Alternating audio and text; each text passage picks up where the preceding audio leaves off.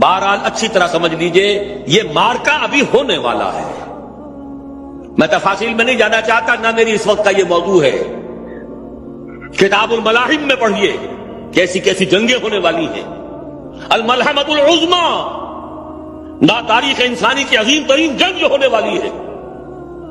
ہم پر ہمارے کرتوتوں کی وجہ سے جو عذاب الہی کے کوڑے پڑنے والے ہیں.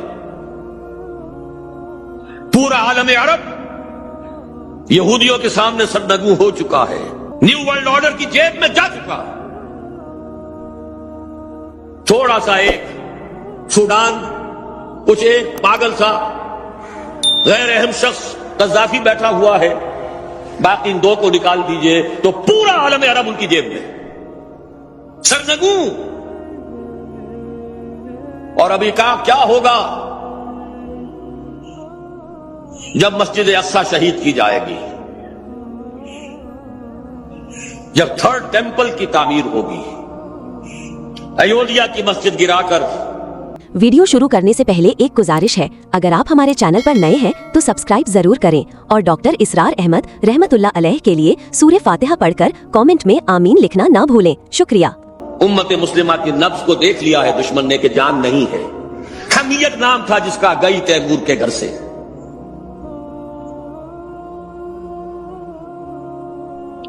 یہ بہت دور کی باتیں نہیں ہیں، بہت قریب آنے والے واقعات ہیں، لیکن اس وقت میں ان کے بارے میں کچھ عرض نہیں کرنا چاہتا. یہ سب کچھ ہوگا. آخر صحابہ کے ساتھ بھی پہلے ہی دن اللہ کی نصرت نہیں آ گئی تھی. خوب اللہ نے انہیں ٹھوک بجا کر دیکھا. وَلَنَبْلُوَنَّكُمْ بِشَيْءٍ مِّنَ الْخَوْفِ وَالْجُوعِ وَنَقْصٍ مِّنَ الْأَمْوَالِ وَالْأَنفُسِ وَالثَّمَرَاتِ وَبَشِّرِ الصَّابِرِينَ الَّذِينَ إِذَا أَصَابَتْهُمْ مُصِيبَةٌ قَالُوا إِنَّا لِلَّهِ وَإِنَّا إِلَيْهِ رَاجِعُونَ. أَمْ حَسِبْتُمْ أَن تَدْخُلُوا الْجَنَّةَ وَلَمَّا يَأْتِكُم مَّثَلُ الَّذِينَ خَلَوْا مِن قَبْلِكُم مَّسَّتْهُمُ الْبَأْسَاءُ وَالضَّرَّاءُ وَزُلْزِلُوا حَتَّىٰ يَقُولَ الرَّسُولُ وَالَّذِينَ آمَنُوا مَعَهُ مَتَىٰ نَصْرُ اللَّهِ أَلَا إِنَّ نَصْرَ اللَّهِ قَرِيبٌ. یہ مراحل وہاں بھی آئے تھے. غزوہ احزاب میں وَزُلْزِلُوا هُنَالِكَ ابْتُلِيَ الْمُؤْمِنُونَ وَزُلْزِلُوا زِلْزَالًا شَدِيدًا. مراحل تو آئیں گے، سب سے سختر آئیں گے، لیکن بالآخر جو ہونا ہے آج کی میری اس وقت کی گفتگو اس سے متعلق. یہ چند الفاظ اس لیے کہہ دیے کہ یہ حالات جو اس وقت بالفعل ہماری نگاہوں کے سامنے ہیں وہ تو بالکل مختلف ہیں. کدھر سے دین غالب ہو جائے گا، کہیں کوئی روشنی کی کرن نہیں ہے. بڑے ایمان کی ضرورت ہے، محمد رسول اللہ پر پختہ یقین کی، یہ بات ماننے کے لیے کہ دین غالب ہوگا. لیکن ہوگا اس لیے کہ حضور نے اس حدیث میں فرمایا یہ چوتھا دور بھی ختم ہو جائے گا. ثم يرفع الله اذا شاء يرفع ثم تكون خلافة على منهاج النبوة. پھر دور آئے گا خلافت على منهاج النبوة کا. ثم سقط رسول اللہ صلی اللہ علیہ وسلم. یہ حدیث میں نے بہت مرتبہ بیان کی ہے. آج ذرا اس میں جو اضافی الفاظ آئے ہیں بعض روایات میں وہ بھی میں آپ کو سنا دوں. امام شاطبی اس کو موافقات میں لے کر آئے ہیں. شاہ اسماعیل شہید نے بھی اس کو نقل کیا ہے منصب امامت میں. مولانا مودودی نے اس کو نقل کیا ہے اپنی کتاب میں تجدید و احیاء دین میں. یہ جو فرمایا کہ ثم تکون خلافت علی منہاج النبوہ، پھر دور آئے گا خلافت علی منہاج النبوہ کا، اس کے بعد کے الفاظ یہ ہیں تعمل فی الناس بسنت النبی صلی اللہ علیہ وسلم. پھر وہ دور آ جائے گا کہ لوگوں میں تمام معاملہ اللہ کے نبی کی سنت کے مطابق نمٹایا جائے گا. وَيُلْقِي الْإِسْلَامَ بِجُرَانِهِ فِي الْأَرْضِ، اور اسلام اپنا جھنڈا زمین میں گاڑ دے گا،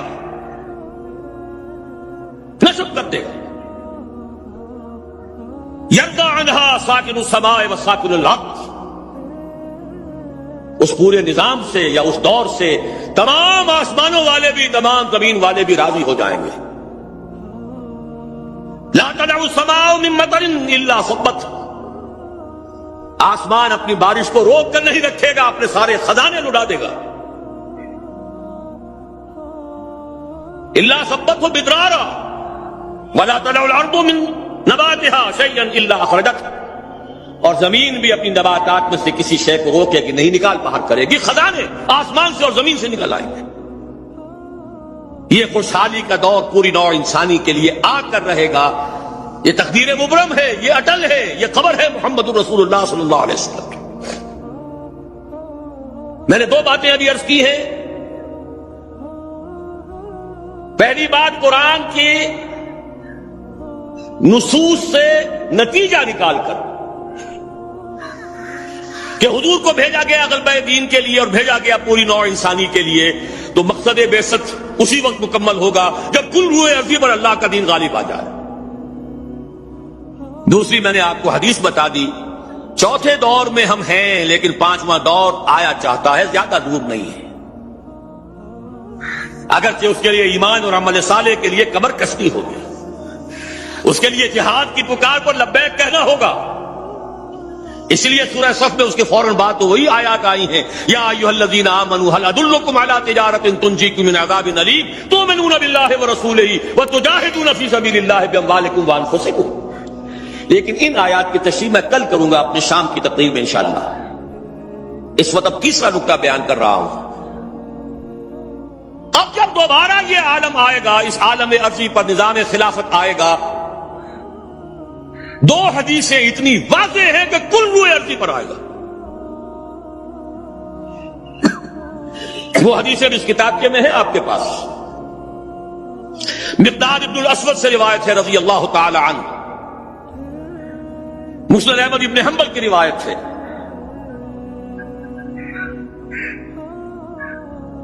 حضور صلی اللہ علیہ وسلم نے فرمایا،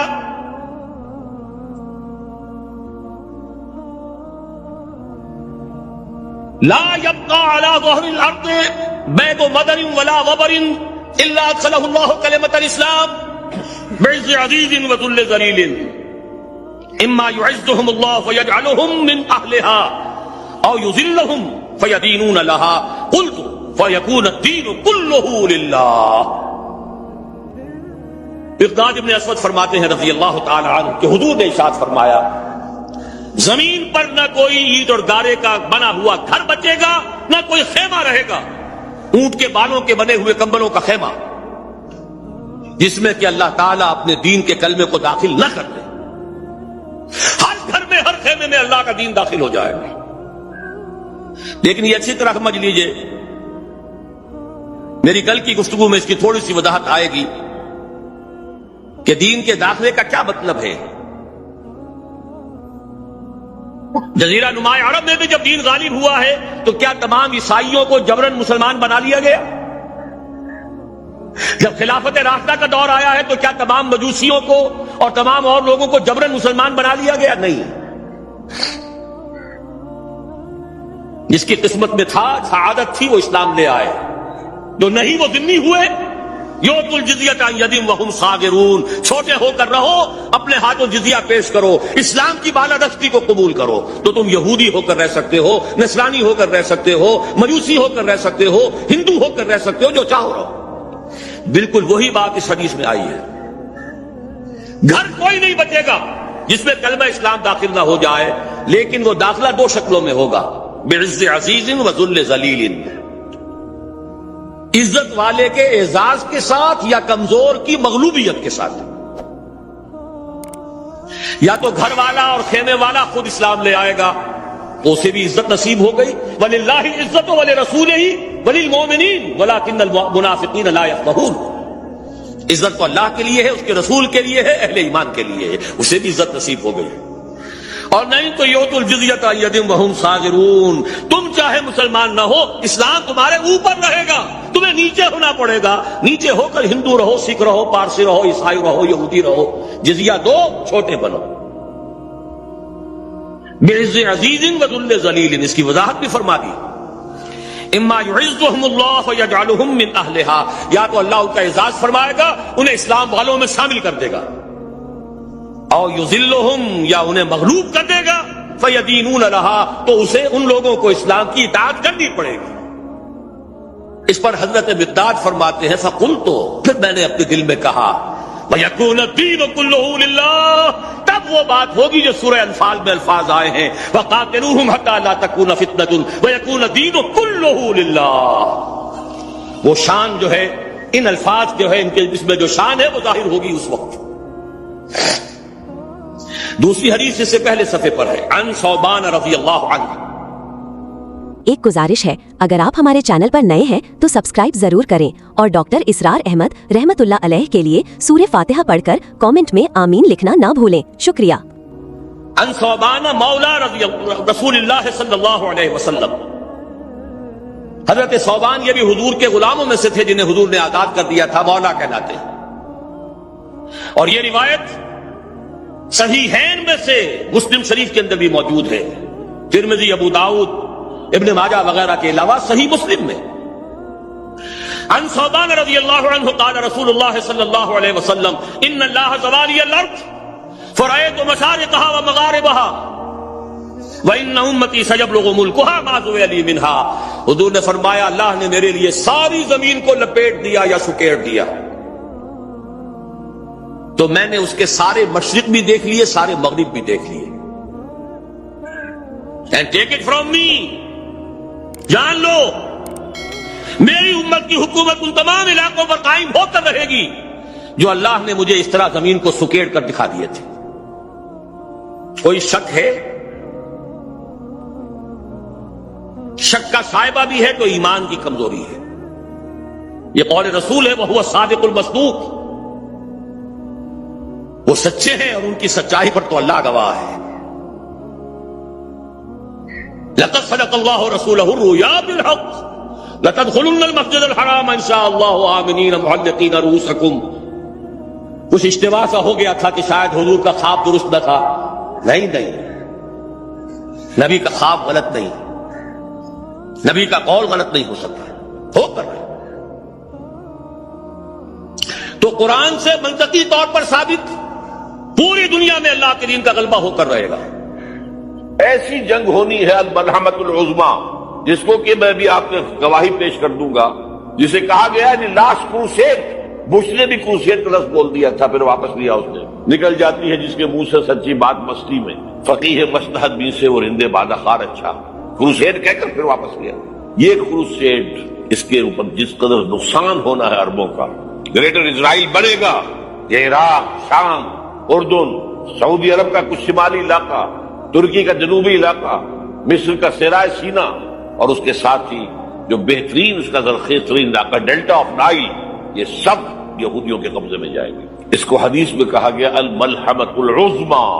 عیسائی 80 علم لے کر اے مسلمانوں تم پر حملہ آور ہوں گے، اور ہر علم کے نیچے 12,000 فوج ہو، 9.5 لاکھ فوج۔ یہ نیٹو کی تیاری کس کے لیے ہو رہی ہے؟ جب یو ایس ایس آر کا خاتمہ ہوا تو پوچھا گیا تھا نیٹو چیف سے، اب کس لیے؟ تمہارا وہ دشمن تو ختم ہو گیا، اب ہمیں اسلامک فنڈامنٹلزم سے نمٹنا ہے۔ وہ جانتے ہیں خطرہ یہی ہے، اب اسلام ابھر سکتا ہے، مسلمانوں کے سینوں کے اندر وہ آگ ہے، اوپر خاکستر آ گیا ہے، تمہیں اٹھانا بیٹھنا، یہ اندر تو انگارہ ہے، اوپر سے راکھ ہے، اس سے دھوکہ نہ کھا جانا ان کے دلوں کے اندر۔ اور بش نے کہا تھا مسلمان چاہتے ہیں کہ ہسپانیہ سے لے کر انڈونیشیا تک نظام خلافت قائم کریں، اور میں حیران ہوا تھا کہ اس کمبخت کو ہسپانیہ کا خیال کیسے آ گیا؟ ہمیں تو کبھی آتا ہی نہیں، اب ہم تو بھول گئے، وہ تو 500 برس پرانی بات ہے جبکہ وہاں سے ہمیں نکال دیا گیا تھا۔ اگرچہ اقبال نے کہا تھا ہے ارض فلسطین پہ یہودی کا اگر حق، ہسپانیہ پر حق نہیں کیوں اہل عرب کا؟ ہسپانیہ میں تو 800 سال حکومت کی مسلمانوں نے، اور ابھی 500 برس ہی گزرے ہیں نا۔ یہودی تو ارض مقدس سے 2000 سال نکالے گئے، انہیں لا کے آباد کیا گیا، عربوں کے سینے میں خنجر پھونک دیا گیا۔ کوئی چھوٹا سا ملک جو چاہتا کرتا، کوئی پوچھنے والا نہیں۔ امریکہ جیسے اپنے بیٹے کی حفاظت کرے ویسے کرتا اس کو۔ اور حضور نے فرمایا ہے وہ جنگ جب ہوگی تو ایک باپ کے اگر 100 بیٹے ہوں گے تو 99 ختم ہو جائیں گے، ایک بچے گا۔ یہ حدیث ہے، حدیث ہے صحیح۔ اور آپ نے فرمایا ویل للعرب من شر قد اقترب، عربوں کے لیے ہلاکت ہے، عربوں کے لیے بربادی ہے اس شر سے جو قریب آ چکی ہے۔ اور آج جس طرح انہوں نے ان کی تہذیب کو اختیار کر لی، دبئی جا کر دیکھیے، بدترین مغربی معاشرہ جو ہے وہ دبئی کے اندر ہم نے قائم کر کے دکھا دی۔ اب سعودی عرب اس راستے پر بڑھ رہا ہے۔ اور اس کے بعد نمبر 2 پر جو ہے ہم پاکستانی ہیں. لیکن میں اس کے وہ پہلی بات جو کہہ رہا ہوں وہ تو یقینی ہے، اس میں تو احادیث صحیحہ موجود ہے. اگرچہ اس کے بعد پانسا پلٹے گا، پھر حضرت مہدی کا ظہور ہوگا، حضرت عیسیٰ کا نزول ہوگا، اور وہ گریٹر اسرائیل گریٹر گریو یارڈ بنے گا یہودیوں کا. ایک ایک یہودی قتل ہوگا اور دفن ہوگا. یہ بات میں ہونا ہے. میں پہلی بات میں پرچ کر رہا ہوں. وہ پانسا پلٹے گا جب پلٹے گا. ابھی جو سامنے بدترین عذاب عربوں پر آیا کھڑا ہے، سروں پر ٹنا ہوا بدترین. ایسی جنگ ہونی ہے الملحمۃ العظما، جس کو کہ میں بھی آپ کے گواہی پیش کر دوں گا، جسے کہا گیا ہے لاسٹ کروسیڈ. بش نے بھی کروسیڈ کا لفظ بول دیا تھا، پھر واپس لیا اس نے. نکل جاتی ہے جس کے منہ سے سچی بات مستی میں. فقیہ مجتہد بھی سے اور ہندے بادہ خار اچھا کروسیڈ کہہ کر پھر واپس لیا. یہ کروسیڈ، اس کے اوپر جس قدر نقصان ہونا ہے عربوں کا.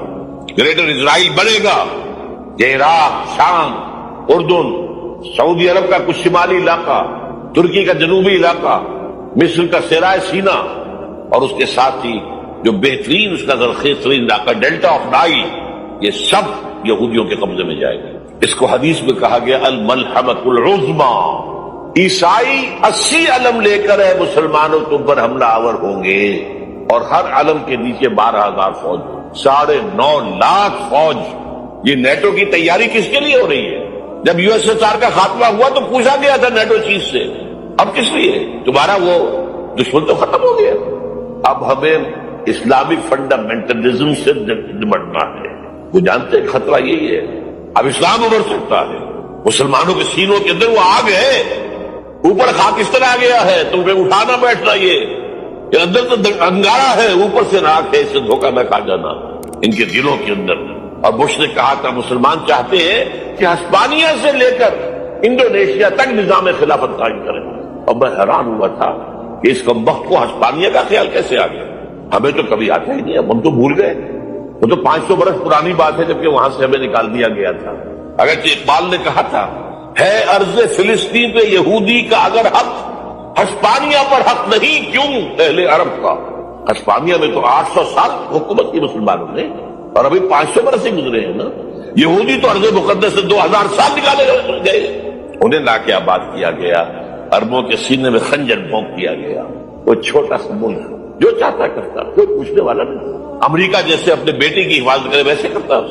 اور حضور نے فرمایا ہے وہ جنگ جب ہوگی تو ایک باپ کے اگر 100 بیٹے ہوں گے تو 99 ختم ہو جائیں گے، ایک بچے گا. یہ حدیث ہے، حدیث ہے صحیح.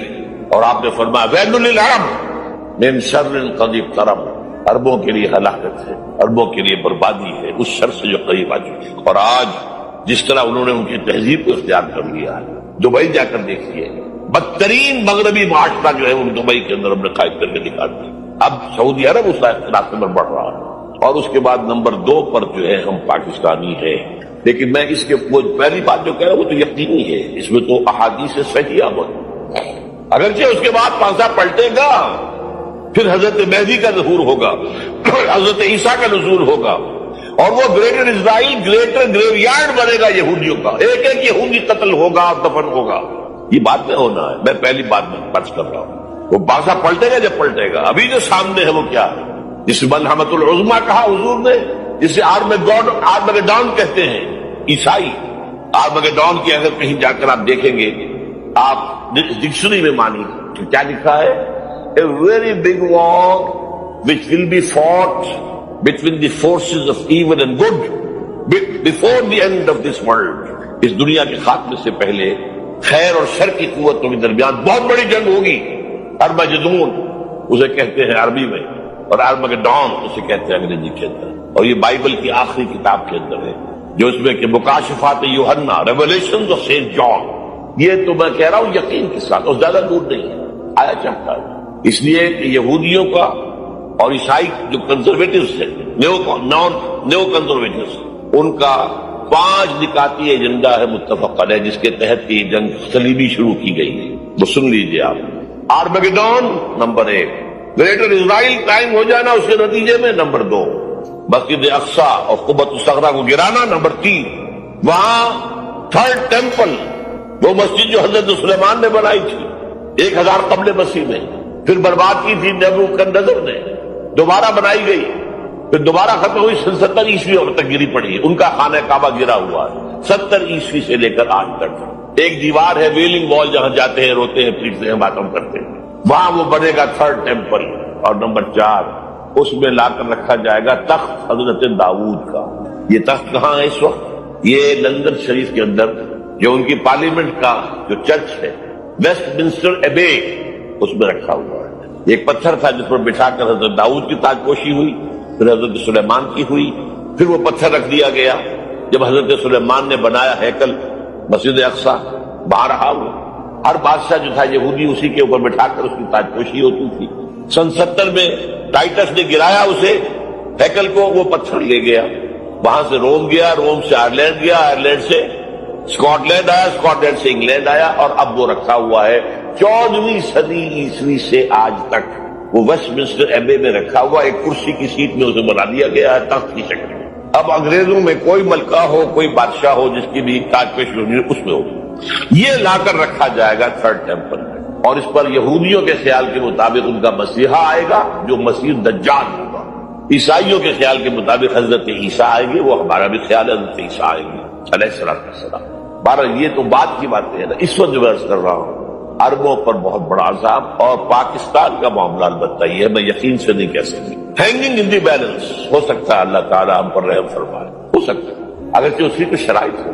چمن کے مالک اگر بنا لے موافق اپنا شعار، اب بھی چمن میں آ سکتی ہے پلٹ کر چمن سے روٹھی بہار، اب ہو سکتا ہے۔ اور یہ بھی ہو سکتا ہے کہ اللہ تعالیٰ نے معجزانہ طور پر ہمیں ملک دیا، ہم نے اللہ سے بدعہدی کی، وعدہ خلافی کی، غداری کی، لہذا سزا دی جائے اور ہم سے یہ ملک چھین لیا جائے۔ It's just possible. دور نہ سمجھے، اس انہونی بات نہ سمجھے۔ جو گھیراؤ ہو رہا ہے آپ کے مغرب میں نیٹو فورسز اور مشرق میں بھارت فورسز، بھارتی فورسز گدھوں کی طرح بیٹھے ہوئے انتظار کر رہے ہیں پاکستان اور ڈسٹیبلائز ہو جائے، یہاں اور بدامنی ہو جائے۔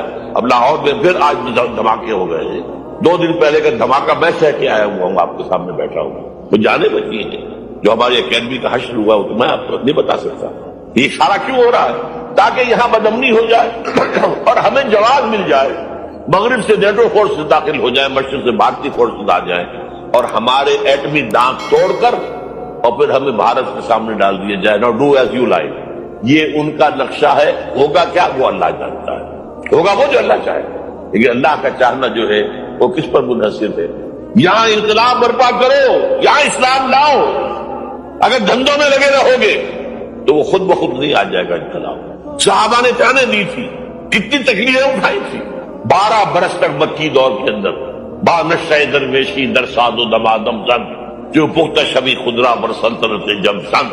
یوم طائف یاد ہے جو حضرت عائشہ فرماتی ہے کہ میں نے پوچھا تھا حضور سے کہ یوم احد سے زیادہ سختی بھی آپ پر کبھی آئی؟ یوم احد پر کیا ہوا تھا؟ تلوار کا وار پڑا تھا آپ کے چہرہ مبارک، یہ جو رخسار کی ہڈی ہے اس کے اندر وار گیا ہے، اوپر خود کی 2 کڑیاں تھی وہ اس میں گھس گئی، 2 دندان مبارک شہید ہوئے۔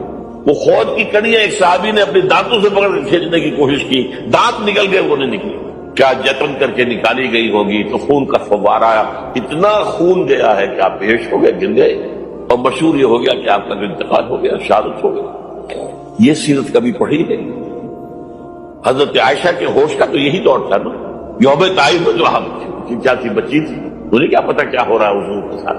3 دن تک حضور مکے کی گلیاں اور وہاں کے اوباش لوگ پتھراؤ کر گئے تھے اس امید میں کہ شاید وہاں کا کوئی سردار ایمان لے آئے، تو یہاں تو ابو طالب بھی فوت ہو گئے، یہی دنیاوی سہارا تھا، خاندانی سہارا تھا ابو طالب کے ذریعے، اور گھر میں دلجوئی کرنے والی رفیقہ حیات تھی، وہ بھی، ان کا بھی انتقال ہو گیا۔ آپ نے کہا یہ عام الحزن ہے، اب تو سب کو طے ہو گیا، قریش ہو گیا، اب جیسے قتل کر دو ان کو۔ اسی لیے آپ گئے طائف، شاید وہاں کا کوئی بڑا سردار مانے ایمان لے آئے مجھ پر تو میں اپنا مرکز ادھر شفٹ کر دوں۔ تینوں سے ملے ہیں، تینوں نے وہ جواب دیے، نکل جاؤ یہاں سے، میں تمہارے ساتھ بات بھی کرنے کو تیار ہوں۔ اچھا، تمہارے سوا کوئی نہیں ملا تھا اللہ کو نبی بنا کر بھیجنے کے لیے؟ دیکھو جاؤ، میں بات نہیں کرنا چاہتا، ہو سکتا ہے میں بے عزتی کر بیٹھوں، اور واقعی تم اللہ کے نبی ہو تو میں مارا جاؤں گا، جاؤ جاؤ جاؤ۔ یہ سلوک محبت کے ساتھ ہوا ہے۔ اور پھر چھوکروں کو، اسٹریٹ ارچنز جنہیں آپ کہتے ہیں، اشارہ کیا تھا، خبر لو ان کی، پتھراؤ ہو رہا ہے، ساتھ تو ہے ہی نہیں، ایک آدمی سے، زید بن حارثہ، اب سامنے سے پتھر آ رہے ہیں تو حضرت زید آگے آ جاتے ہیں، ڈھال بنتے ہیں، مجھے لے کے پتھر حضور کو لڑے، اب پیچھے سے آ رہے ہیں، چاروں طرف سے تو ڈھال نہیں بن سکتا کیا؟ جسم لہو لہا، خون جا کر جوتیوں میں جم گیا ہے، جوتی اتر نہیں دی، پھر وہاں سے واپسی میں نے دعا مانگی ہے، اللہم الیک اشکو ضعف قوتی وقلت حیلتی وہوانی علی الناس، اے اللہ تیری جناب میں فریاد لے کر آیا ہوں اپنی قوت کی کمی کا، اپنے وسائل کی کمی کا، اور جو ذلت و خواری ہو رہی ہے لوگوں کے سامنے، الا ملتقرنی، مجھے کس کے حوالے کر دیا، الا بعیدی یتجہمنی، یہ میرے اوپر ہجوم کر کے آج حملہ کرے، اور عدو من لگتا امرے، یہ دشمن کے حوالے میرا معاملہ کیا جو چاہے کرتے ہو، لیکن پھر ابدیت غالب آتی، ان لم یکن علی غضبک فلا ابالی، اے اللہ اگر تو ناراض نہیں ہے تو مجھے کوئی پرواہ نہیں، سر تقدیم خم ہے جو مزاج یار میں، مجھے اندیشہ یہ ہے کہ تو ناراض تو نہیں ہوگی، یہ تکلیفیں جھیلی ہے، سینکڑوں صحابہ نے جانوں کا نذرانہ پیش کیا ہے، احزاب کی جنگ میں فاقوں پر فاقے ہو رہے تھے، اور ان فاقوں کی حالت میں خندق کھودنے کا حکم ملا ہے، لوگوں کی کمریں دوہری ہو رہی ہیں، پتھر باندھے اپنے پیٹوں سے اپنی چادروں کے ساتھ کس کر قبر دوہری میں ہو جائے، اور جب صحابہ کدالیں جلا رہے ہیں تو کیا کہہ رہے ہیں، نحن الذین بایعوا محمدا علی الجہاد ما بقینا ابدا اللہم لا عیش الا عیش الاخرہ، صحابہ کہتے تھے ہم وہ لوگ ہیں جنہوں نے محمد سے بیعت کی ہے کہ جہاد کرتے رہیں گے جب تک جان میں جان نکل جائے تو بات اور، جان ہے، چاہے ابھی بھوک سے کمر دوڑی ہوئی جا رہی، جان تو ہے، اور ایک دفعہ کہتے تھے اللہم لا عیش الا عیش الاخرہ، اللہ عیش زندگی تو آخرت کی زندگی ہے، اور حضور فرماتے تھے، حضور کے بیٹھے ہوئے نہیں تھے گاؤں تکیا لگا کر پتھر اٹھا کر خندق میں سے لے جا کے باہر پھینک رہے تھے، جب صحابہ کہتے اللہم لا عیش الا عیش الاخرہ، حضور فرما رہے ہیں فاغفر الانصار والمہاجرہ، اے اللہ ان انصار اور مہاجرین کی مغفرت فرما دو، پھر حضور کی خدمت میں کچھ لوگ آئے، حضور اب یہ فاقہ ناقابل برداشت ہو گیا، دیکھیے ہم نے یہ پتھر باندھے ہوئے اپنے پیٹ میں، حضور نے کرتا اٹھا کر دکھایا، وہاں 2 پتھر باندھے ہوئے، یہ ہے سیرت النبی، آپ کس چیز کو سیرت النبی سمجھتے ہیں؟ بہرحال اس موضوع پر میری ایک کتاب ہے منہج انقلاب نبوی، کہ انقلاب کیسے آیا تھا، اگر دل میں ذرا بھی آرزو پیدا ہو گئی ہو کہ اللہ قبول کر لے مجھے قبول کر لے اس کام میں، تو وہ کتاب آپ کے لیے مست۔ بہرحال یہ تحریکیں جو ہیں اس میں بہت کچھ ایک تو پازیٹیو اثر نکل چکا ہے، وہ باقی ہے، وہ ختم ہونے والا نہیں ہے، کہ کچھ صدیوں کے انحطاط اور زوال کی وجہ سے ہم سمجھ بیٹھے تھے کہ اسلام بھی بس ایک مذہب ہے، اب ہم سمجھتے نہیں اسلام دین ہے اور یہ غلبہ چاہتا ہے، لیکن یہ تحریکیں سب کی سب ناکام ہوئی، اس کی 2 وجوہات ہیں، ویسے میری کتابوں میں تفصیل سے بحثیں ہیں ان پر۔ پہلی وجہ یہ ہے کہ ان تحریکوں نے اسلام اور اس کے نظام پر تو بہت توجہ دی ہے، ایمان پر توجہ نہیں دی۔ اسلام ایک عمارت ہے جس کے نیچے بنیاد ایمان ہے، جب تک ایمان قوی نہیں ہوگا، لیونگ پروبنگ ایمان، برننگ ایمان وتھ کنوکشن، اس وقت تک یہ مہم سر نہیں ہو سکتی۔ اور نمبر 2 میتھڈالوجیز انہوں نے جو ہم اصل تحریکیں تھیں ان سے بورو کر لی، کمیونسٹوں سے لے لی، سوشلسٹوں سے لے لی، فاشسٹوں سے لے لی اور گوریلوں سے لے لی، یہ ساری جو ہے بوروڈ میتھڈالوجیز ہیں، حالانکہ اس میتھڈالوجی لینی چاہیے تھی سیرت محمد سے صلی اللہ علیہ وسلم۔ ان 2 غلطیوں کی وجہ سے یہ ساری تحریکیں ناکام ہو گئی، اور اب ہونے والا کیا ہے؟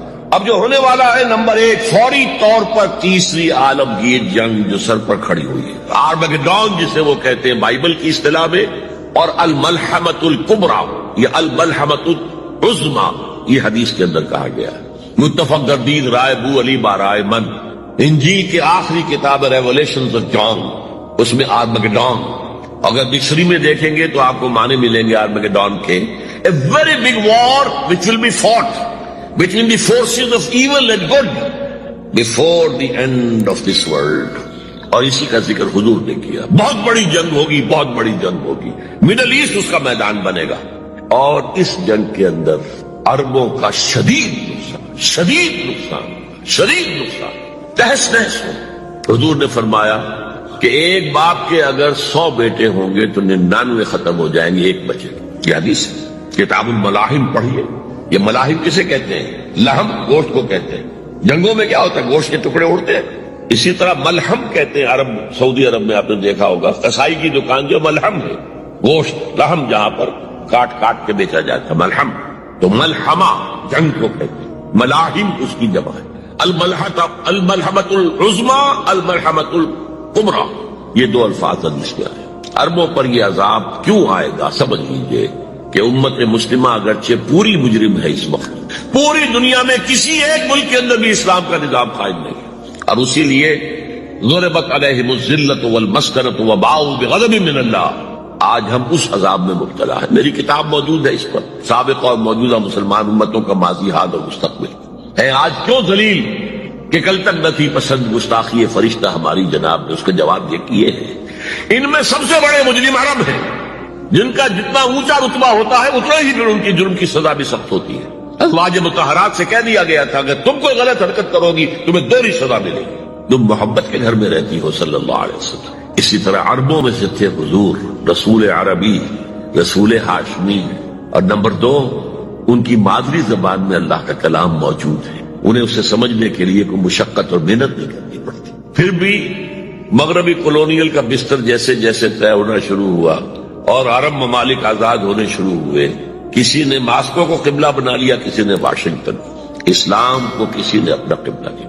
میرے اپنے اندازے میں ہولوکاسٹ جو ہوا تھا پچھلی صدی میں، اس کو 10 سے ضرب دے دیجئے، اتنا بڑا ہولوکاسٹ مڈل ایسٹ میں ہوگا اس ملحمۃ العظما اور ملحمۃ الکبریٰ کے۔ بہت برے دن آ رہے، بہت برے دن آ رہے، بہت برے دن آ رہے۔ البتہ اس کے بعد پانسا پلٹے گا۔ اس پانسا پلٹنے کی کیا وجہ ہوگی وہ بھی میں آپ کو بتا دوں۔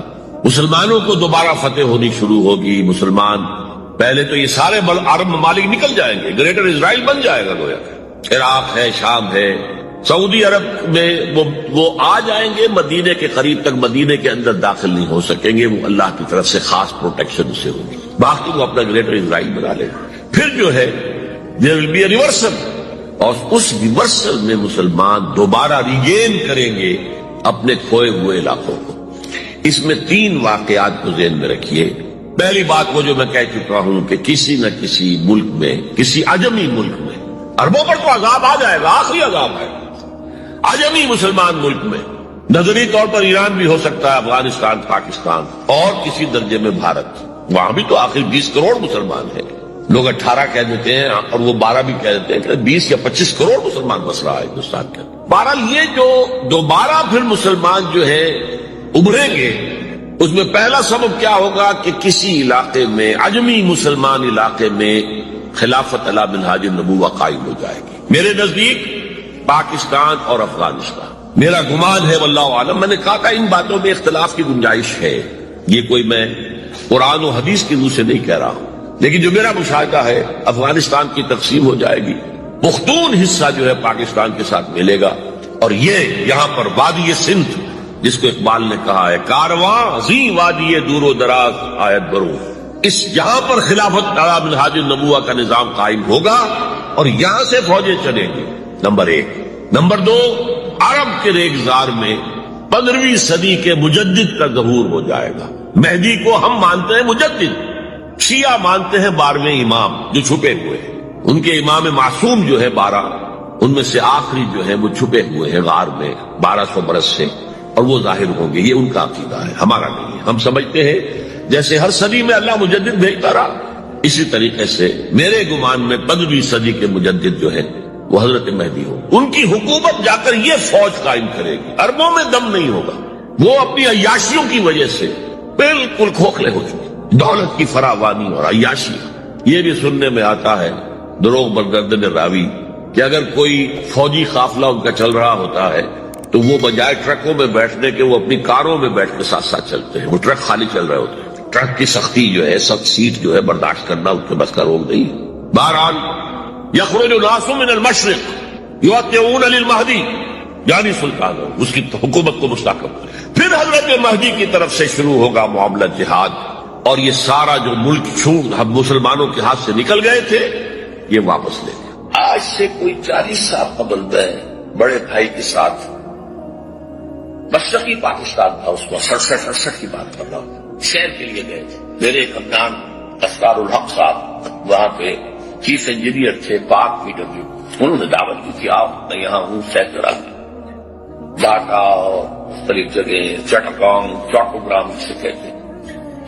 وہاں ایک ملاقات میں اسرار الحق صاحب نے، وہ اب امریکہ جا چکے، وہیں کی آباد ہو گئی، پہنچی وہیں یہ خالدہ کا خبیر تھا. انہوں نے ایک جملہ کہا جس پر مجھے بہت پیش آیا تھا. جملہ سنیے. India is a very great country and Pakistan is only a nuisance to it. انگریزی دان لوگوں نے تو سمجھ لیا ہوگا. بھارت ایک بہت بڑا ملک ہے اور پاکستان اس کے لیے تھوڑی سی سرگرانی کا باعث ہے بس. آج یہ جملہ 100% آپ کے نگاہوں کے سامنے. اگر آنکھیں بند کیے رکھیں تو اور بات ہے. اگر حالات کے رخ کو نہ پہچاننا چاہیں تو کہیں لگے رہے اپنے دھندوں میں کاروبار میں. اللہ خیر سلو اس پر صورت حال یہ پیش آ چکی. الٹی گنتی شروع ہو چکی ہے لیکن اس سب کے باوجود ابھی امید کا چراغ میرا گل نہیں. مدھم پڑ گیا ہے, ٹمٹما رہا ہے.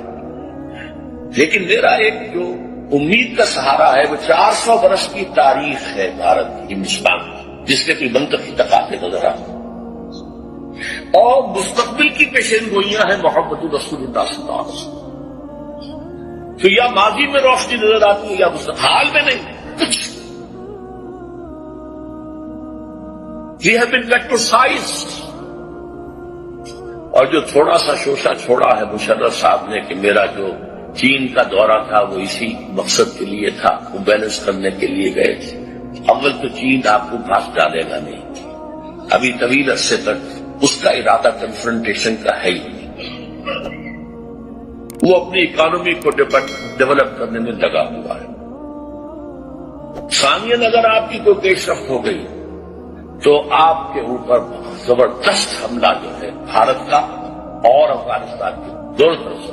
اب آپ شکنجے میں وہ افغانستان جو ہمارا دوست تھا اور ہم اس کے دوست تھے اور امدادی تھے. کرزئی کے بیانات سنیے. یہ کون ہز ماسٹر وائس ہے, یہ اس کی بات نہیں ہے, یہ بش کی بات ہے. بش نے کچھ باتیں یہاں آ کے کرنی تھی, کچھ باتیں پہلے ہی پہنچا دی تھی شروع کر سے. آج سے 2-3 مہینے پہلے ایک انٹرویو چھپا تھا اکرم ذکی صاحب کا, جو ڈپلومیٹ بھی رہے ہیں اور بیوروکریٹ بھی رہے. یہ قومی ڈائجسٹ میں ان کا انٹرویو چھپا تھا اور انہوں نے یہ کہا تھا لکھ کے رکھ لو عنقریب بھارت پاکستان پر بہت بڑا حملہ. اگر ذرا بھی محسوس ہوا کہ چائنا اور پاکستان اور قریب آ رہے ہیں تو یہ کانٹا پھر نکال دینا پڑے گا, تو پھر بہت بڑی بات بن جائے گی. یہ تو کانٹا ہوگا پھر تب جائے گا. بہرحال اس کے باوجود میں آپ سے کہہ رہا ہوں امید ہے کہ شاید کوئی معجزہ اللہ تعالیٰ نے پاکستان کا قیام بھی معجزہ تھا اور پھر پاکستان کا معجزہ تو تھا, اب بھی معجزہ ہو سکتا ہے. تاتاریوں کی تاریخ میں ہے تو دہرائی جا سکتی ہے. اور پھر لیکن اسی خطے سے اسلام کا احیا ہو, چاہے ہمارے کروڑوں مر جائیں اور اس کے بعد ہندو مسلمان. اور یہ پیشین گوئی شاہ ولی اللہ دہلوی کی ہے کہ ایک وقت آئے گا کہ ہندوستان کی اونچی ذات کے لوگوں کی اکثریت اسلام قبول کرتی ہے. دیکھیے ہمارے ذہن میں خیال بھی آتا ہے تو نچلی ذات کا, شیڈولڈ کاسٹ کا, شودروں کا نہیں, اونچی ذات کے ہندوؤں کی اکثریت قبول کرتی ہے. اب آئیے آخری کلائمیکس. یہ تو حالات ہیں, تاریخ کا رخ ہے, جا رہا ہے. پاکستان کدھر جا رہا میں روک نہیں سکتا, آپ روک نہیں سکتے. ہماری جو بھی غلطیاں ہیں, کوتاہیاں ہیں, وعدہ خلافیاں ہیں, ان کی کیا سزا ہمیں ملتی ہے, ہم اس کے مستحق ہیں.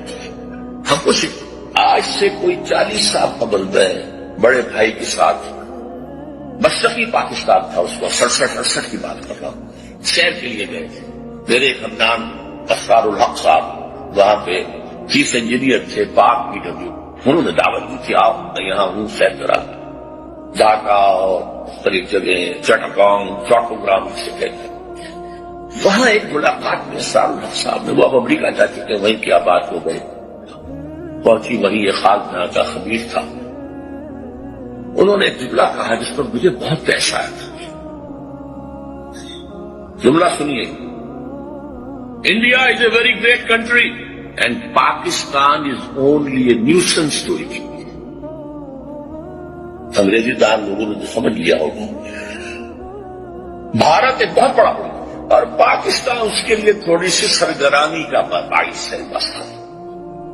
آج یہ جملہ 100% آپ کے نگاہوں کے سامنے. اگر آنکھیں بند کیے رکھیں تو اور بات ہے. اگر حالات کو ان کو نہ پہچاننا چاہے تو لگے رہے اپنے دھندوں میں، کاروبار میں، اللہ خیر سلامت۔ ایک گزارش ہے، اگر آپ ہمارے چینل پر نئے ہیں تو سبسکرائب ضرور کریں اور ڈاکٹر اسرار احمد رحمت اللہ علیہ کے لیے سورہ فاتحہ پڑھ کر کامنٹ میں آمین لکھنا نہ بھولیں۔ شکریہ۔ ورنہ صورتحال یہ پیش آ چکی، الٹی گنتی شروع ہو چکی ہے، لیکن اس سب کے باوجود ابھی امید کا چراغ میرا گل نہیں، مدھم پڑ گیا ہے، ٹمٹما رہا ہے، لیکن میرا ایک جو امید کا سہارا ہے وہ 400 برس کی تاریخ ہے بھارت کی، ہندوستان کی، جس کے کوئی منطقی تقاضے نظر آتے اور مستقبل کی پیشین گوئیاں ہیں محمد رسول اللہ صلی اللہ علیہ وسلم، تو یا ماضی میں روشنی نظر آتی ہے یا مستقبل، حال میں نہیں کچھ۔ We have been categorized، اور جو تھوڑا سا شوشہ چھوڑا ہے مشرف صاحب نے کہ میرا جو چین کا دورہ تھا وہ اسی مقصد کے لیے تھا، وہ بیلنس کرنے کے لیے گئے تھے۔ اول تو چین آپ کو گھاس ڈالے گا نہیں، ابھی طویل عرصے تک اس کا ارادہ کنفرنٹیشن کا ہے ہی نہیں، وہ اپنی اکانومی کو ڈیولپ کرنے میں لگا ہوا ہے۔ ثانیاً اگر آپ کی کوئی پیش رفت ہو گئی تو آپ کے اوپر زبردست حملہ جو ہے بھارت کا اور افغانستان کی دونوں طرف سے، اب آپ شکنجے میں، وہ افغانستان جو ہمارا دوست تھا اور ہم اس کے دوست اور امدادی تھے، کرزئی کے بیانات سنیے، یہ کون اس ماسٹر وائس ہے، یہ اس کی بات نہیں ہے، یہ بش کی بات، بش نے کچھ باتیں یہاں آگے کر دی تھی، کچھ باتیں پہلے ہی پہنچا دی تھی سوپر سے۔ آج سے 2-3 مہینے پہلے ایک انٹرویو چھپا تھا اکرم ذکی صاحب کا، جو ڈپلومیٹ بھی رہے ہیں اور بیوروکریٹ بھی رہے، یہ قومی ڈائجسٹ میں ان کا انٹرویو چھپا تھا اور انہوں نے یہ کہا تھا، لکھ کے رکھ لو، عنقریب بھارت پاکستان پر بہت بڑا حملہ۔ اگر ذرا بھی محسوس ہوا کہ چائنا اور پاکستان اور قریب آ رہے ہیں تو یہ کانٹا پھر نکال دینا پڑے گا، یہ تو پھر بہت بڑی بات بن جائے گی، یہ تو کانٹا ہوگا پھر تب جانے۔ بہرحال اس کے باوجود میں آپ سے کہہ رہا امید ہے کہ شاید کوئی معجزہ اللہ، اور ہم اس وقت تقریباً یہودی استعمار کے شکنجر میں جکڑے جا چکے ہیں۔ اس وقت جو میری کیفیت ہے وہ پھر بہت زیادہ مایوسی کی طرف راغب ہو رہی ہے، کوئی صورت تو نظر نہیں آتی۔ بھارت کی جنگی تیاریاں دیکھیے، بھارت کی قوت کا اندازہ کیجیے، بھارت اب آنکھوں میں آنکھیں ڈال کر امریکہ سے بات کر رہا ہے، امریکہ پر تنقیدیں کر رہا ہے۔ بھارت کا وزیر داخلہ چوہان جو ہے وہ اپنی لوک سبھا میں یا اس سے اوپر کا جو ہے غالباً اس کے جس کو سینٹ کے مقابلے کی جو شے ہے اس میں اس نے کہا ہے کہ امریکہ ہیز ایول ڈیزائنز ان کشمیر، جس پر کہ بڑی ریزنٹمنٹ ہوئی ہے اور امریکہ نے اس کے اوپر بڑی ناخوشی کا اظہار کیا۔ کرے ناخوشی، اس نے صاف کہا، تو اس کا تو حال یہ ہے کہ امریکہ نہیں چاہتا کہ بھارت ایک سپر پاور بن سکے، اس لیے وہ سارے کے سارے جو اڑگے لگا رہا ہے ہمارے راستے میں، تو بھارت تو بہت اونچا ہو چکا ہے۔ یہ تھا مسئلہ جس کے حوالے سے بات شروع ہوئی، اور میں سمجھانا چاہتا ہوں چونکہ ہمارے ہاں کے فوجی آفیسرز تھے جو جاتے تھے ادھر ادھر، کہیں سے کوئی ہتھیار مل جائے، کہیں سے ہمیں کچھ مدد مل جائے، کہیں سے کچھ صورت جو ہے ہمارے ڈیفنس کے لیے کچھ ساز و سامان مل جائے، لہذا باہر والوں کے لیے ان کو ورغلانا بہت آسان کام تھا۔ ایوب خان کو ورغلایا کہ جس اسمبلی نے قرارداد مقاصد پاس کی ہے اس اسمبلی کا گلا جب تک نہیں گھٹے گا ہمیں اطمینان نہیں آ سکتا۔ دستور ختم، دستوریہ ختم، نہ رہے بانس نہ بجے بانسری، اور اس کے بعد سے جو اس ملک کی قومی زندگی کو ڈیسٹیبلائز کیا، اب یہ سب خارجی اثرات ہیں۔ اس کو تو میں بہت تفصیل سے آپ کے سامنے رکھ چکا ہوں بہت سی تقریروں میں، کہ اب جو آ رہا ہے مالیاتی استعمار۔ 500 برس پہلے دنیا میں کولونیلزم آیا تھا، لیکن وہ کولونیلزم جو یورپ کی مختلف استعماری طاقتوں نے افریقہ اور ایشیا کے ممالک میں آ کر اپنی حکومتیں بنائی تھیں، اس کی نوعیت کچھ اور تھی۔ اب جو نیا استعمار آ رہا ہے اس کی نوعیت کچھ اور ہے۔ وہ استعمار تھا براہ راست قبضہ، حکومت، اپنی فوج رکھنی ہے۔ ڈچ آ گئے، ملایا، انڈونیشیا، جو بھی ہے، سماٹرا، جاوا، اور ہندوستان میں پہلے برطانوی بھی آئے، فرانسیسی بھی آئے، ڈچ بھی آئے، ہوتے ہوتے برطانیہ رہ گیا، باقی سب جو ہے وہ یہاں سے جانے پہ مجبور ہو گئے، مختلف لوگ آئے، انہوں نے براستہ اپنی حکومتیں قائم کی براہ راست۔ اب جو آ رہا استعمار وہ حکومتیں قائم کرنے کا قائل نہیں ہے، حکومت قائم کریں گے، اپنی فوج رکھنی پڑے گی، 100 کھکیڑ بول دینے پڑیں گے، مقامی تحریکیں جو ہیں ان کو دبانا پڑے گا، پولیس ایکشن کرنے پڑیں گے. ضرورت کیا ہے؟ پوری دنیا کو اپنے مالیاتی استعمال، ورلڈ بینک IMF کے شکنجے میں کس لو. پوری دنیا کی حیثیت جو ہے، جو یہودیوں کے نزدیک گوئنگز ہے، جنٹائلز ہے، یہ شکلاً انسان ہے، حقیقتاً حیوان ہے. جیسے گھوڑے کو کوئی تاغا چلانے والا جو ہے شام کو کچھ نہ کچھ دانہ ڈالے گا تو اگلے روز جوتے گا. باقی یہ کہ اصل کمائی تو اس کی ہے، دن بھر میں اس نے 100 روپیہ بنایا تو اس کا ہے. البتہ اتنا کچھ تو دینا پڑے گا گھوڑے کو کہ کل بھی اسے دوبارہ ٹانگے میں جوت سکے. بس اس درجے میں دنیا کھائے، کام کرے، باقی ساری بلائی، سارا مکھن وہ ہمیں دینا. وہ استعمار ہے کہ جو اس وقت آ رہا ہے، اور اس استعمار کے ایک اعتبار سے میں آپ سے عرض کر دوں کہ ہم شکنجے میں جا چکے ہیں. اس وقت جو صورتحال ہے ہم سمجھیے اللہ نے کہاں تک ہمیں پہنچایا تھا. وَاتْلُ عَلَيْهِمْ نَبَأَ الَّذِي آتَيْنَاهُ آيَاتِنَا. یہ آیات کے حوالے سے پچھلے دنوں میں جہلم میں تقریر کر رہا تھا. اس جلسے میں ایک نوجوان نے علامہ اقبال کے 3 شعر پڑھے تو میں نے بھی ہوں گے، لیکن اب میں چونکہ بہت عرصہ ہو گیا، میں کتابوں سے تو نہیں پڑھتا، میری تو پرانی یادداشت سے جو کچھ ہے وہی محفوظ ہے. تو وہ میرے ذہن سے اترے ہوئے تھے، لیکن میں چونک سا گیا. شیرازہ ہوا امت مرحوم کا ابتر، اب تو ہی بتا تیرا مسلمان کدھر جائے. وہ نظر آشوب نہیں بحر عرب میں، جو مجھ میں ہے پوشیدہ وہ طوفان کدھر جائے. میں تو حیران رہ گیا، علامہ اقبال کس کیفیت میں ہوتے تھے. اس کا اندازہ کیجیے سے وہ لذت آشوب نہیں بحر عرب میں، جو میں کہتا ہوں، آج میں بار بار کہتا ہوں، عالم عرب گیا. اسرائیل کے انگوٹھے تلے ہیں، امریکہ کی جیب میں ہے، جدید استعمار کے بندوں میں پھنس چکا ہے. اقبال اس وقت کہہ رہے ہیں وہ لذت آشوب نہیں بحر عرب میں. اس شعر کو سمجھیے کہ اگر فرض کیجئے پاکستان کے یہ جو موجودہ پاک دریاؤں میں طغیانی آئے، طوفان آئے، پانی جائے گا کہاں؟ آخر ایک کار دریا ہے سندھ سے ہوتا ہوا آخر جائے گا بحر عرب کے اندر. اس میں وہ ظرف ہی نہیں رہا کہ وہ اس طوفان کو جھیل سکے جو میرے اندر مضمر ہے. وہ لذت آشوب نہیں بحر عرب میں، جو مجھ میں ہے پوشیدہ وہ طوفان کدھر جائے. اور آخری شعر اب علامہ اقبال اپنے بارے میں کہہ رہے تھے، مجھے تو اس میں اپنی تصویر نظر آ رہی ہے. اس راز کو اب فاش کرے روح محمد، آیات الہی کا نگہبان کدھر جائے. وہ آیات الہی وَاتْلُ عَلَيْهِمْ نَبَأَ الَّذِي آتَيْنَاهُ آيَاتِنَا. اس راز کو اب فاش کرے روح محمد، آیات الہی کا نگہبان کدھر جائے. یہ ہے اصل میں وہ کیفیت. صورت یہ ہے کہ ہمیں وہ اونچا مقام دیا گیا تھا، اور ہم اس وقت تقریباً یہودی استعمار کے شکنجر میں جکڑے جا چکے ہیں.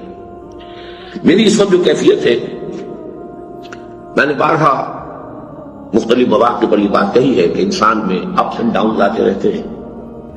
اسی کو اہل تصوف کی اصطلاح میں قبض اور بسط بھی کہا جاتا ہے.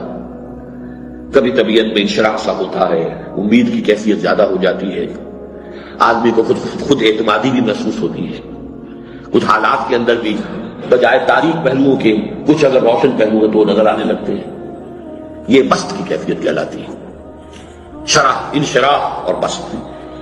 اور کبھی انسان کے اوپر کچھ ناامیدی سی طاری ہو جاتی ہے اپنے بارے میں بھی کہ میرے اندر کیا صلاحیت ہے، کچھ نہیں ہے، میں کیا کر سکوں گا، کچھ نہیں کر سکتا.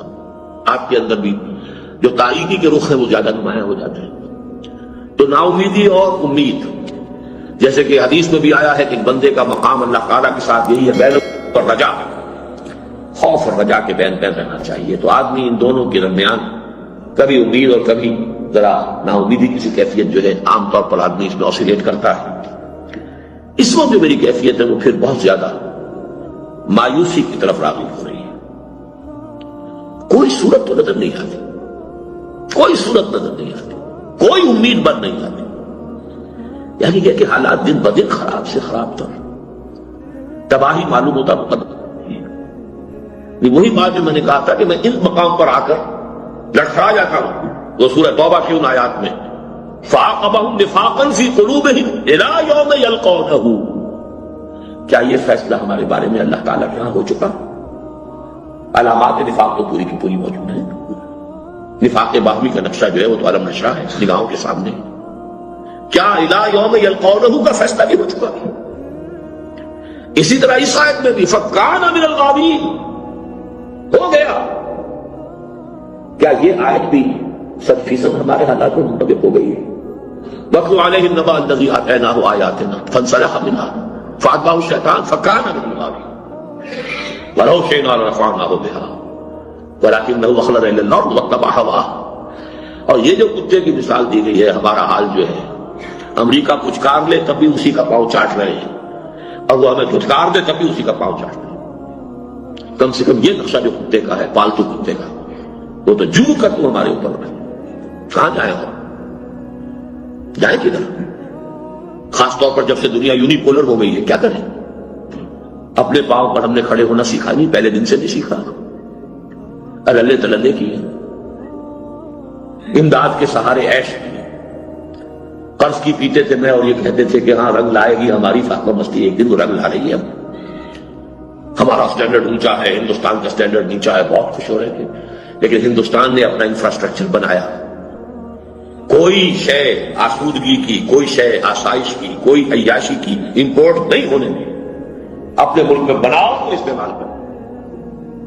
50s کی بات کر رہا ہوں، 55 56 کی، کہ ہمارے ایک بزرگ ہوتے تھے، اب تو فوت ہو گئے، حاجی عبدالرحمان صاحب. میں ڈومری میں تھا ان دنوں، جو اب سائیوال کہلاتا ہے. وہ پہلی مرتبہ ہندوستان جا رہے تھے، تو ان کے سکھ دوستوں کی فرمائش آئی کہ ہمارے لیے تھرموس لے کر آئیے. ہندوستان میں تھرموس نہیں تھا. جب تک انہوں نے اپنا نہیں بنا لیا، اپنا بناؤ تو استعمال کرو، امپورٹ نہیں ہوگا. لہذا انفراسٹرکچر ہے. اب وہ میزائل بنا رہے ہیں، سوئی سے لے کر ہوائی جہاز تک بنا رہے ہیں. ہمارا حال کیا ہے؟ یا تو وہ یہ کہ قرض، اور یا یہ کہ کچھ ہمارے یہ امارات میں باہر گئے ہوئے لوگوں کا کچھ پیسہ آیا، باہر جا کر انہوں نے جو کچھ جیسے ہمارے معاشرے میں فساد پیدا ہوئے. یہاں بیویاں، جوان بیویاں بغیر شوہروں کے رہ رہی ہیں، جو اس سے فسادات ہوئے، کس کو معلوم نہیں کہ کیا کچھ ہوا ہے. پیسہ بنایا تو پیسے سے کیا آیا؟ ٹیپ ریکارڈر آیا، بڑے اچھے سوٹ کیسز آ گئے، یہ چیزیں آئی. اس سے بھی ہم نے اپنا کوئی انفراسٹرکچر بنانے کی کوشش کی. تو کیا ہے فمثلہ، ہمارے پاس سوائے چارہ کیا ہے؟ میرا یہ حال بوٹ کی ٹو چاٹتا ہوں میں، ان کا یہ حکم دیکھ میرے فرش پر نرین. یہ حال ہمارا اور امریکہ کا ہے، یہ حال ہمارا اور IMF کا ہے، یہ حال ہمارا اور ورلڈ بینک کا ہے. وہاں سے انسٹرکشنز آتی ہیں، وہاں سے احکام آتے ہیں.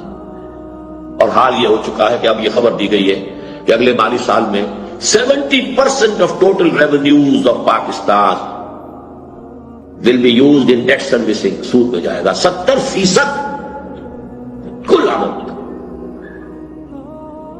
تو ایک تو اندیشہ یہ ہوتا ہے کہ شاید صورتحال جو ہے وہ آخری درجے کو پہنچ چکی ہے. لیکن جیسا کہ میں نے بار عرض کیا ہے، جب تک سانس تب تک آس، اور آس نہ بھی ہو تب بھی احساس فرض تو ایسے کرنا ہے. ہم بری نہیں ہو سکتے. اول تو یہ کہ آج ہی میں نے خاص طور پر نوٹ کی ہیں آیات، یا عباد الذین اسرفوا علی انفسہم لا تقنطوا من رحمت اللہ ان اللہ یغفر الذنوب جمیعا. اے میرے وہ بندو جنہوں نے اپنے اوپر ظلم کیا ہے، زیادتیاں کی ہیں، اللہ کی رحمت سے مایوس نہ ہو. اللہ تمام گناہ معاف کرنے کا اختیار رکھتا ہے. ضرورت اس بات کی ہے کہ خلوص کے ساتھ توبہ کی جائے. اس کا میں بعد میں عرض کروں گا کہ اس کے کیا تقاضے ہیں. لیکن بہرحال یہ آیت مبارکہ جو ہے یہ ہمارے لیے دارت بنانے کے لیے، جیسے سورہ یوسف میں فرمایا لا تیاسوا من روح اللہ، اللہ کی رحمت سے، اللہ کے فیضان سے مایوس نہیں ہونا چاہیے. کوئی عجب نہیں، کیونکہ اگرچہ ایک مرتبہ ہوا ہے تاریخ میں حضرت یونس علیہ السلام کا معاملہ، عذاب کے آثار شروع ہونے کے بعد توبہ قبول کر لی گئی. لیکن اس کی لازمی بات کیا تھی؟ پوری آبادی جو ہے توبہ کرنے کے لیے باہر آتی تھی، چیختے ہوئے، چلاتے ہوئے، گڑگڑاتے ہوئے. اور اس کا اصل سبب کیا تھا؟ یہ ڈیبٹ کریڈٹ کا معاملہ ہے. اصل میں رسول سے ایک ایسی اجتہادی خطا ہو گئی تھی جس کا کریڈٹ مل گیا قوم. ہجرت کی اجازت آئے بغیر حضرت یونس علیہ السلام اپنی قوم کو چھوڑ کر چلے گئے. رسول نہیں جا سکتا، اپنے پلیس آف ڈیوٹی کو نہیں چھوڑ سکتا جب تک کہ ایکسپریس پرمیشن نہ آ جائے. جیسا سیرت کے واقعات میں آپ پڑھتے ہیں کہ حضور نے اگرچہ عام مسلمانوں کو مکے میں اجازت دے دی تو جاؤ مدینے کی طرف چلے جاؤ، ہجرت کر جاؤ، خود منتظر تھے اللہ تعالیٰ کی طرف سے واضح ہدایت آنے کو۔ حضرت ابوبکر پوچھتے رہتے تھے حضور اجازت تو نہیں، ابھی اجازت نہیں۔ حضرت عائشہ فرماتی ہے ایک روز دوپہر کے وقت حضور اپنے چہرے کو ڈھانپے ہوئے کپڑے میں تشریف لائے، اور یہ بڑی غیر معمولی سی بات تھی۔ آتے ہی آپ نے فرمایا کہ ذرا سب کو ہٹا دو، تم سے تخلیے میں بات کرنی ہے۔ تو حضرت ابوبکر نے اس کے یہاں ہے کون؟ یہ آپ ہی کی تو گھر والی ہے، حضرت عائشہ سے نکاح تو ہو چکا تھا۔ بہرحال وہاں آپ نے فرمایا کہ اجازت آ گئی، تو اجازت کے بغیر رسول اپنی جگہ چھوڑ نہیں جا سکتا۔ بس یہ ایک خطا ہوئی ہے، حمیت حق کے جوش میں، اس جوش کے اندر آ کر وہ اپنی قوم کو چھوڑ کر چلے گا۔ یہ مردود قوم اب ہلاک ہو کر رہے گی، اور عذاب کے آثار شروع ہو چکے تھے، لیکن یہ کہ قوم جو ہے اس نے جب دیکھا کہ آئے تو واقعی جو کہا تھا یونس نے وہ پورا ہوتا نظر آ رہا ہے، توبہ تو اگر کہ اس قوم کو تو یہ کریڈٹ ملا ہے رسول کے ایک ڈیبٹ کے مقابلے میں، تو میں کبھی سوچتا رہا ہوں کہ ہمیں کس چیز کا کریڈٹ ملے گا؟ ہے ایک شے کا کریڈٹ جو ہمیں ملے گا، ہمارے پاس کوئی رسول تو نہیں آیا نا، ہمارے رسول صلی اللہ علیہ وسلم براہ راست تو ہمیں موجود نہیں ہے نا، ہم پر اتمام حجت جو ہے حضور نے منف سے نفیس تو نہیں کیا ہے نا۔ چنانچہ یہ فرق تو رکھا گیا ملحوظ، جس قوم میں سے حضور تھے صلی اللہ علیہ وسلم اس قوم کو معاف نہیں کیا گیا، ایمان نہیں لاؤ گے سب قتل کر دیے جاؤ گے، فَإِذَا انْسَلَخَ الْأَشْهُرُ الْحُرُمُ فَاقْتُلُوا الْمُشْرِكِينَ حَيْثُ وَجَدتُّمُوهُمْ۔ لیکن دوسری قوم کے لوگوں کو اس حکم سے مستثنا رکھا گیا ہے، یؤتُوا الْجِزْيَةَ عَنْ يَدٍ وَهُمْ صَاغِرُونَ، تم چھوٹے ہو کر رہ سکتے ہو، یہودی عیسائی ہوتے ہوئے رہ سکتے ہو اسلامی ریاست کے اندر، تمہیں یعنی یہ کہ یا اسلام یا قتل، یہ بات تمہارے لیے نہیں ہے، تو ہمیں بھی اللہ تعالیٰ اس کا کریڈٹ دے دے۔ تو اب اصل بات جو ہے سوچنے کی وہ یہ ہے کہ اس نا امیدی کے اندھیاروں میں ایک تو یہ کہ وہ جو پیشن گوئیاں ہیں حضور صلی اللہ علیہ وسلم کی، جو قرآن کا صغرا کبرا ہے کہ اللہ نے حضور کو بھیجا تھا دین کے غلبے کے لیے، اور بھیجا تھا پوری نوع انسانی کے لیے، اس کا منطقی نتیجہ یہ نکلتا ہے کہ کل عالم انسانیت پر اللہ کے دین کا غلبہ ہو کر رہے گا۔ اور نمبر دو یہ کہ سری پیشن گوئیاں ہیں جن میں اس وقت تفصیل سے جانے کے لیے تیار نہیں، ان کا لے کر ہم یہ کر سکتے ہیں کہ سنبھلنے دے مجھے نا امیدی کیا قیامت ہے کہ دامان خیال یار چھوٹا جائے ہے مجھ سے، باقی اصل شے جو اپنا حساب سے فرض ہے۔ اب میں جو اگر آپ کو ہماری ویڈیو اچھی لگی ہو تو ہمارے چینل کو سبسکرائب ضرور کریں۔ ڈاکٹر اسرار احمد رحمت اللہ علیہ کی وفات کے لیے سورہ فاتحہ پڑھ کر کامنٹ میں آمین لکھیں۔ شکریہ۔